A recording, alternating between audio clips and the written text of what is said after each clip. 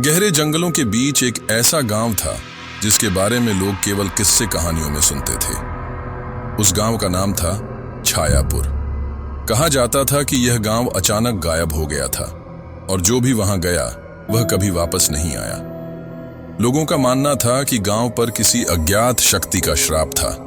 एक दिन 4 दोस्त राहुल, प्रिया, अंकित और नीतू, जो कि एडवेंचर के शौकीन थे, ने इस गांव के बारे में सुना और वहां जाने का फैसला किया। उन्हें लगा कि यह सिर्फ एक मिथक है और वे सच्चाई का पता लगाना चाहते थे। जंगल के अंदर घुसते ही उन्हें अजीब महसूस होने लगा। पेड़ों की शाखाएं ऐसे लग रही थीं जैसे वे उन्हें घूर रही हों। हवा में एक सन्नाटा था जो कभी कभी कर्कश आवाजों से भर जाता था। कुछ ही देर में उन्हें एक पुराने बोर्ड पर लिखा मिला, छायापुर स्वागतम। गांव में प्रवेश करते ही उन्होंने देखा कि वहां सब कुछ वैसा ही था जैसा सैकड़ों साल पहले रहा होगा। घर, मंदिर, कुएं, सब कुछ बरकरार था, लेकिन कोई इंसान नहीं दिख रहा था। अचानक प्रिया ने एक आवाज सुनी, जैसे कोई रो रहा हो। वह आवाज एक पुराने मकान से आ रही थी। राहुल ने हिम्मत जुटाई और अंदर घुस गया। अंदर का माहौल बेहद डरावना था। दीवारों पर अजीब निशान थे और हवा में एक बदबू थी। तभी उन्होंने एक युवती को देखा जो कोने में बैठी रो रही थी।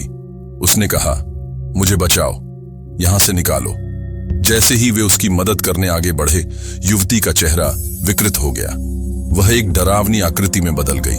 वह चिल्लाई, तुम यहां फंस गए हो, ये गांव तुम्हें कभी जाने नहीं देगा।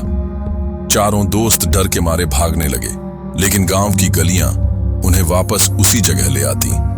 अचानक उन्होंने देखा कि गांव के लोग, जो कि भूत थे, उन्हें घेर रहे हैं। उनकी आंखें खाली थीं और वे बार बार कह रहे थे, हमें आजाद करो।